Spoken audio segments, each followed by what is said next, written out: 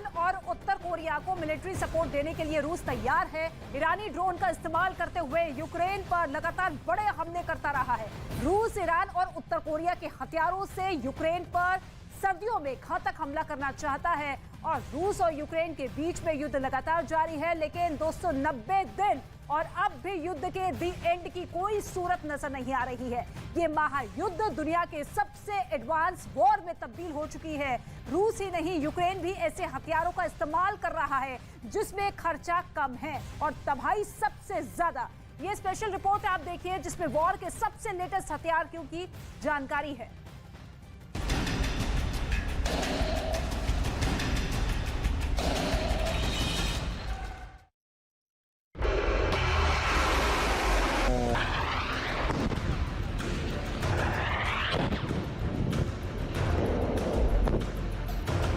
Ukraine का drone हमला।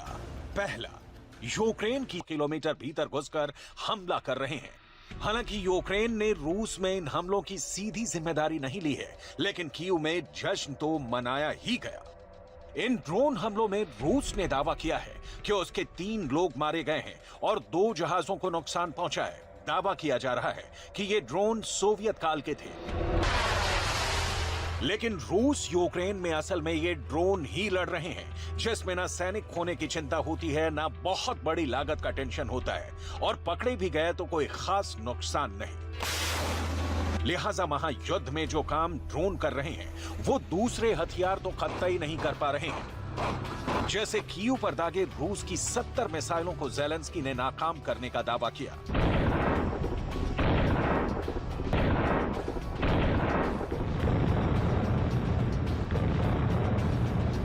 10 महीने की वॉर में पुतिन ने हमले के लिए हाइपरसोनिक मिसाइलों से लेकर कई तरह के बम और गोलों का इस्तेमाल किया और ज़ेलेंस्की ने उसको रोकने के लिए कई तरह के डिफेंस सिस्टम का इस्तेमाल किया। लेकिन इन हथियारों में ड्रोन की मार सबसे अचूक और घातक रही। ड्रोन इस महायुद्ध का सबसे बड़ा और खतरनाक हथियार है। लिहाजा इस ड्रोन वॉर और इसकी पूरी तकनीक को समझना बहुत जरूरी है। यूक्रेन जंग में ड्रोन के इस्तेमाल के पीछे 2 वजह है। पहली, ये मिसाइलों से सस्ते होते हैं और दूसरी, जंग के मैदान में ये सर्विलांस के साथ साथ सटीक हमले कर सकते हैं। लिहाजा रूस और यूक्रेन दोनों ही एक दूसरे पर हमले करने के लिए ड्रोन का खुलकर इस्तेमाल कर रहे हैं। ड्रोन की तबाही की बहुत सारी तस्वीरें महायुद्ध में बिखरे पड़ी हैं। अब सवाल है कि यूक्रेन और रूस कौन कौन से ड्रोन का इस्तेमाल कर रहे हैं। ये तस्वीरें तुर्की के सबसे एडवांस यूएवी यानी अनमैन्ड एरियल व्हीकल किजेल्मा की हैं और तुर्की ने किजेल्मा को लेकर एक हैरत अंगेज दावा किया है। तुर्की का दावा है कि किजेल्मा एक supersonic unmanned fighter jet drone है, यानी तुर्की का ये यूएवी एक फाइटर जेट और ड्रोन दोनों की खूबियों से लैस है। इतना ही नहीं, तुर्की ने यह भी दावा किया कि किजेल्मा न सिर्फ हवा से जमीन में मार करने में सक्षम है, बल्कि ये किसी फाइटर जेट की तरह हवा से हवा में मार करने में भी सक्षम है। तुर्की के मुताबिक Kizilelma single turbojet engine multi role drone है। ये 1500 किलो वजन के हथियारों के साथ साथ 1100 किलोमीटर प्रति घंटे की रफ्तार से उड़ान भर सकता है। किजेल्मा 0.9 मैक की स्पीड से उड़ान भरने में सक्षम है। 5 घंटे तक लगातार उड़ान भर सकता है। किजेल्मा को हवा से हवा, हवा से जमीन, लेजर गाइडेड बमों और एंटी शिप क्रूज मिसाइलों से लैस किया जा सकता है। आने वाले वक्त में एरियल अटैक वॉरफेयर का चेहरा बदलने वाला है। जंग में यूक्रेन की सेना एक नहीं बल्कि कई तरह के ड्रोन का इस्तेमाल कर रही है। मसलन TB2 बायर खताश ड्रोन। तुर्की ने यूक्रेन को बेहद हाईटेक TB2 ड्रोन दिए हैं। TB2 ड्रोन 39 फुट लंबा और 21 फुट चौड़ा है।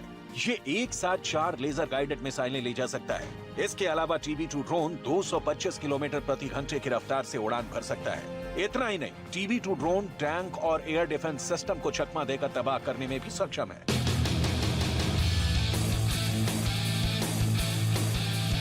इसके अलावा अमेरिका ने यूक्रेन को अपने घातक फेनिक्स ड्रोन भी दिए हैं।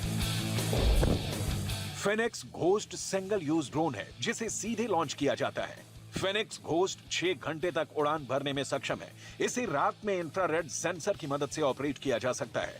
बख्तरबंद गाड़ियों को तबाह करने में यह ड्रोन काफी असरदार है। टैंक और विमान को तबाह करने के बाद यह खुद भी नष्ट हो जाता है।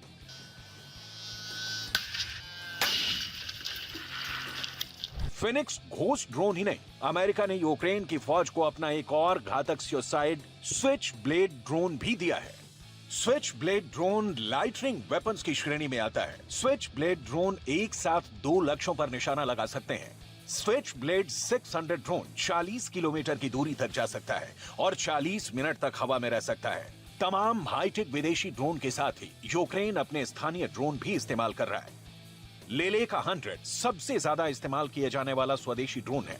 इसका वजन 5 किलोग्राम है और इसे यूक्रेन की एक कंपनी डेविरो ने बनाया है। लेलेका 100 बगैर जीपीएस की मदद से आसानी से कम ऊंचाई पर संचालित हो सकता है। इसके अलावा पोलैंड ने यूक्रेन को अपना वॉरमेट ड्रोन दिया है। पोलैंड का दावा है कि उसका वॉरमेट ड्रोन कई तरह के बमों, यहां तक कि थर्मोबैरिक बमों से भी लैस किया जा सकता है।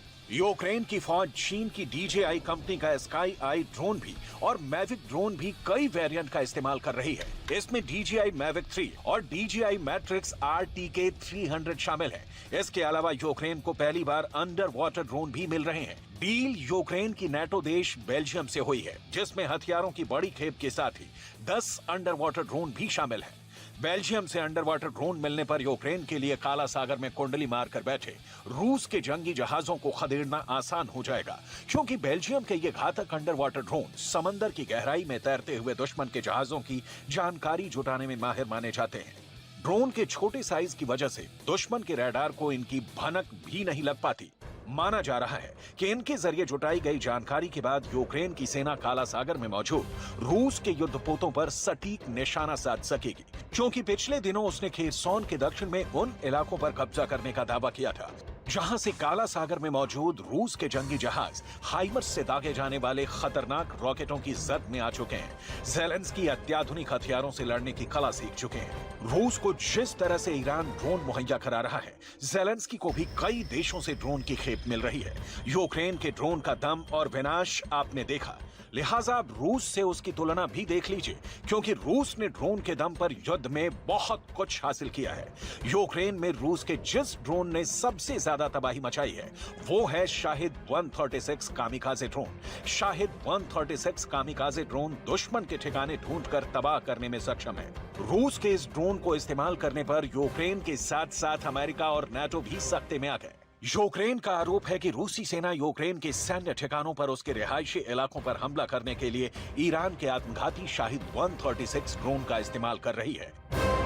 शाहिद 136 ड्रोन की मदद से करीब 2000 किलोमीटर की दूरी तक दुश्मन के ठिकाने को निशाना बनाया जा सकता है। ये ड्रोन बम बरसाता नहीं है, बल्कि खुद एक बम की तरह है जो अपने टारगेट से टकराकर उसे तबाह कर देता है। इतना ही नहीं, एंटी जैमिंग तकनीक से भी लैस है और एक बार शाहिद 136 ड्रोन अगर अपना टारगेट लॉक कर ले तो इसे रोकना मुश्किल हो जाता है।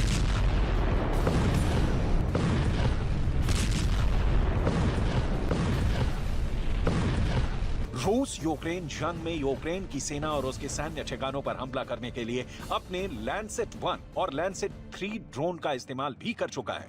लैंसेट ड्रोन को रूस के ज़ाला एरो ग्रुप ने डिजाइन किया है। कंपनी के मुताबिक जंग में रूस लैंसेट 3 का ज्यादा इस्तेमाल कर रहा है। लैंसेट 3 12 किलो वजन के हथियारों को लेकर उड़ान भर सकता है। दोनों ही ड्रोन 40 मिनट तक उड़ान भर सकते हैं। शाहिद 136 और शाहिद 131, लैंसेट 1 और लैंसेट 3 के अलावा रूस जंग में अपने 2 सर्विलांस ड्रोन आर्लेन 10 और एलिरॉन 3 का भी इस्तेमाल कर रहा है। ये दोनों ही ड्रोन दुश्मन के इलाके में सर्विलांस के साथ साथ उसके रेडार को जैम करने और उसके रेडियो सिग्नल को पकड़ने की तकनीक से लैस हैं।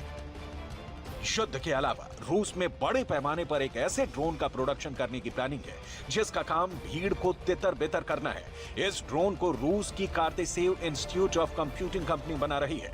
रूस के इस नए ड्रोन का नाम, जिसका नाम शेरशेन या हॉर्नेट है, इस ड्रोन में भीड़ को तितर बितर करने के लिए अल्ट्रासाउंड और इंफ्रासाउंड तकनीक काम करती है। इस ड्रोन को घरेलू सुरक्षा के लिए डिजाइन किया गया है।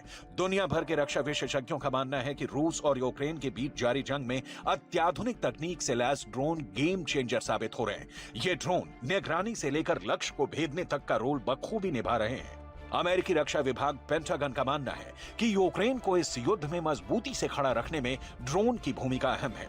यूक्रेन जंग में ड्रोन के इस्तेमाल को देखते हुए एक बात तो तय है कि आने वाले वक्त में एरियल कॉम्बैट में फाइटर जेट नहीं बल्कि फाइटर जेट कम ड्रोन ही दिखाई देने वाले हैं, क्योंकि इस पर लागत भी कम है और इसके हमले की गारंटी भी ज्यादा है।